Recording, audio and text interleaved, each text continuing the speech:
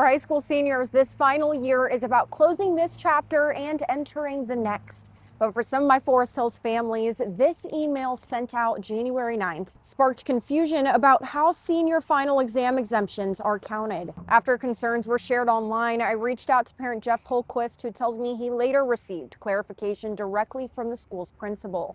I got the response I was hoping for. Understanding for Jeff, after initially having questions following this email, laying out criteria Forest Hills Northern seniors have to meet to be exempt from second semester final exams. It reads in part, no more than 3 excused absences, no unexcused absences, no more than 2 tardies per class. And the email also reads, if a student chooses to use any of the 2 allotted college visits per school year during the semester, prior to the college visit, the student should get a college visit form from the school office.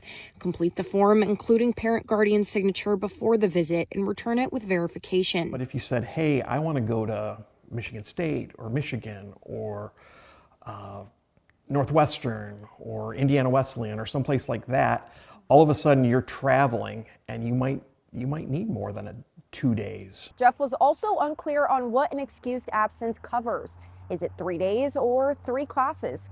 If you have a kid who's sick, and you say, hey, they're coughing, they have a fever, whatever, you probably shouldn't be sending them to school. It just seems like kind of a tough break to say, sorry, you got sick for a day, so now you're taking your exams. Jeff posted about this policy online, but not all who commented agreed with his perspective. One comment reads, the exam exemption is a performance bonus, not a birthright. If they don't do the work, they take the test. How would you directly respond to comments like that? I get it. I took my exams as a high school senior too. I understand that. The issue is it was thrown out there as this is a possibility. But if you're not going to make it possible to attain that with all of life's uncertainties that you might have to deal with, then why do it? Jeff tells me he connected with a school leader and got some answers like this. College visits, super important. Just fill out the forms. We'll make it happen.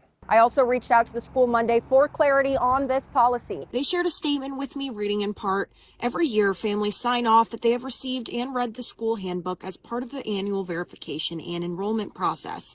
The senior exam policy is outlined in the high school handbook and available on the district website. They confirmed that this is not a new policy and added that both excused and unexcused absences are marked per class period. The school says families are encouraged to work with them if there are unavoidable circumstances.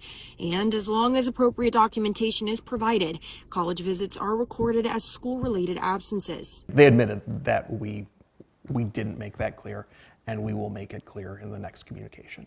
Jeff tells me he hopes that the district will work on their communication in the future. I'm Cassandra Alonzo, your Forest Hills area reporter, Fox 17 News.